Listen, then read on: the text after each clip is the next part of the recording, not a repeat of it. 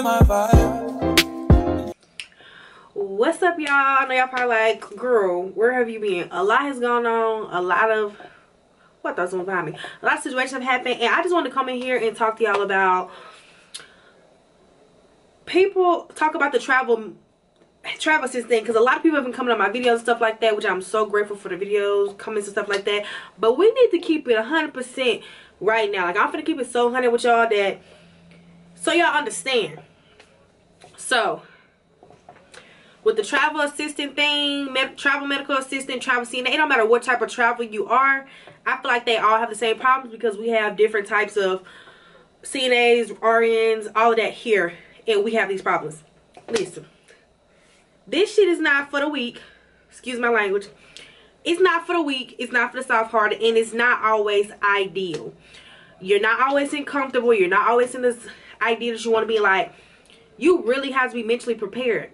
I have been gone since December. I've been gone since December. It's April. So December, January, February, March, April. That's 5 months I've been gone, which I was only prepared to go for 3. You get what I'm saying? So it changes. The money is good, don't get me wrong, but one thing that you need to always remember that's going to cost more than anything you have going on is your mental health. And that's something that I'm starting to see. Like, people tell you about the money, the bags you can buy, the trips you can go on, woo. Yeah, that's all fine and dandy. But your mental health, your safety, and amongst other things, like, it's a give and take.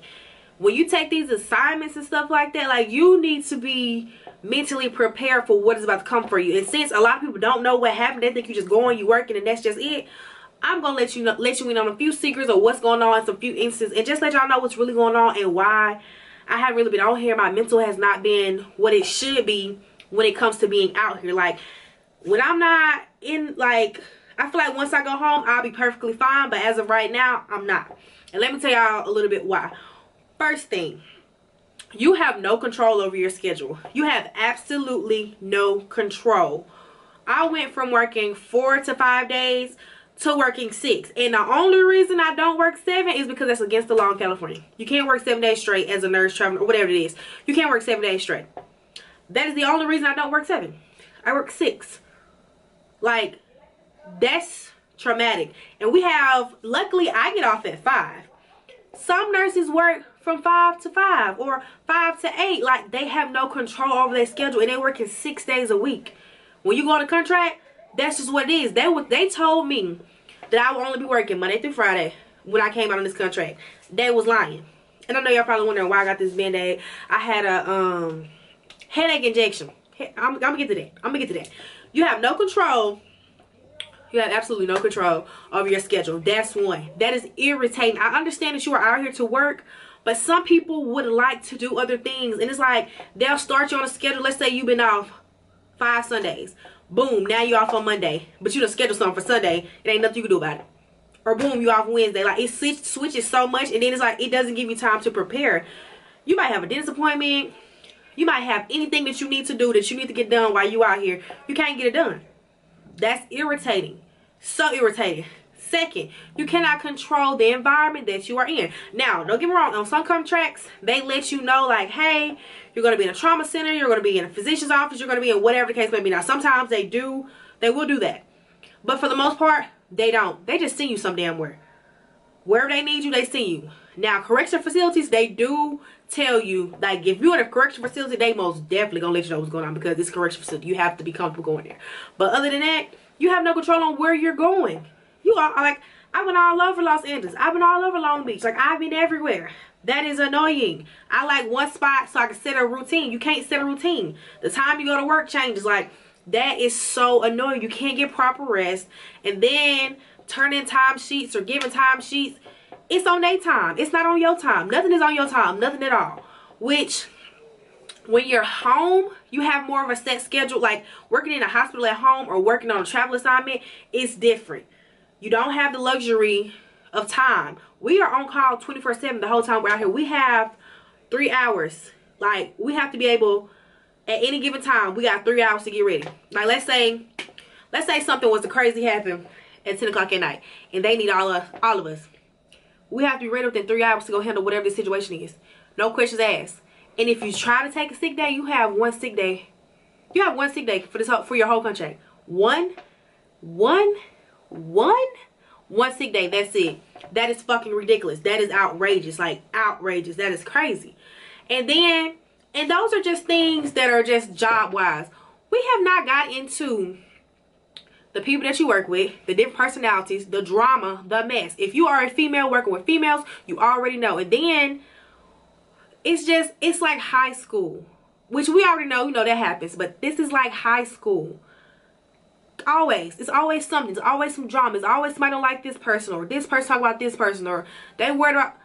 I go to work, get off, come my room. I go out. I may go out to eat or go down or get some drink or something like that with them. But as far as me just hanging with them, like, I don't hang with them. They invite me to certain stuff.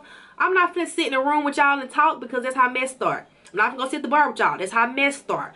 No. But that's also very lame, because you don't have nobody out here. You don't travel assignment. You don't know these people, but you know the people you work with enough, and you feel comfortable enough to hang with them. But then it's like, when drama come into play, you don't want to be in the midst of drama, because you will get your ass sent home for that too. Let me tell you.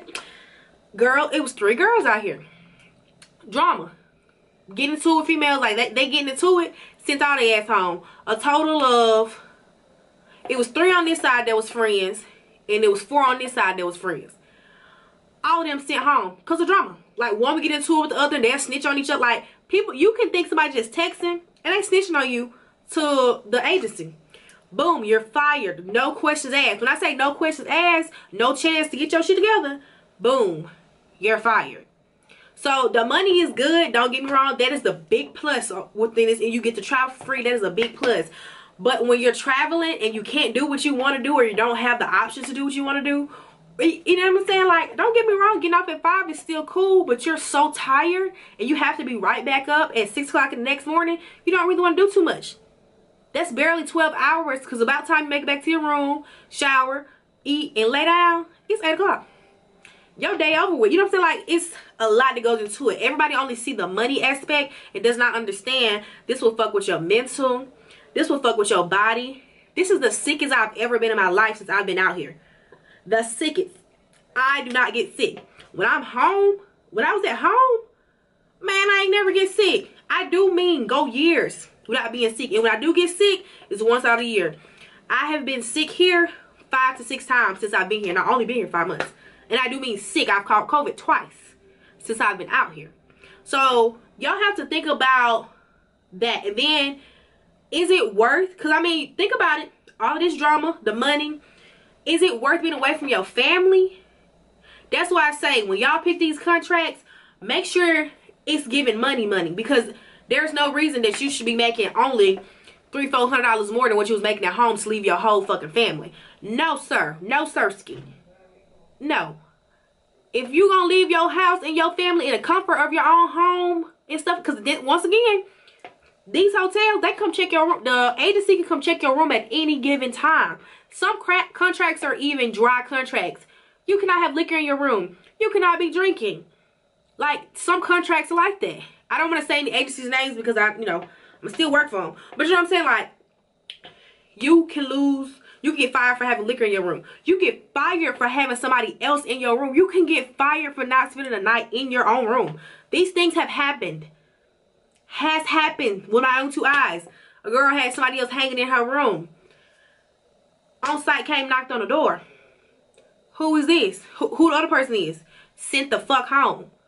So, just be very mindful. I just wanted to put this out there so y'all can understand this shit is not all peaches and cream. This is stressful sometimes. It is irritating. And you are forced to deal with people you do not want to deal with. Just think about it. Just think about it first. All I can say is when you're picking these contracts, make sure, please make sure these contracts are worth it. Do not take a contract that is not paying you good money. No. And make sure your recruiter tell you the honest to God truth. Like, make sure they give you breakdown for breakdown. Ask as many questions as you need, because you're the one who has to deal with that contract for 3 months, 6 months, 12 months, whatever it is. So, yeah. I just want to come on here and let y'all know that this shit ain't all, this is not everything is cracked up to be like people think. It's good money, don't get me wrong. But like I said, so yeah. make sure y'all mental good before you come on a contract. And if you got any more questions about, you know, if you have any more questions like what goes on out here, like what to prepare for, or do y'all want a video like how to prepare to come on a contract, let me know, because it's a lot of other tips that I want to give y'all, but I just didn't want to make this video too long. So I'll make a separate video on like how to prepare for a travel assignment. So thank you guys for watching. I just wanted to rant a little bit because your girl been going crazy. So yeah, peace.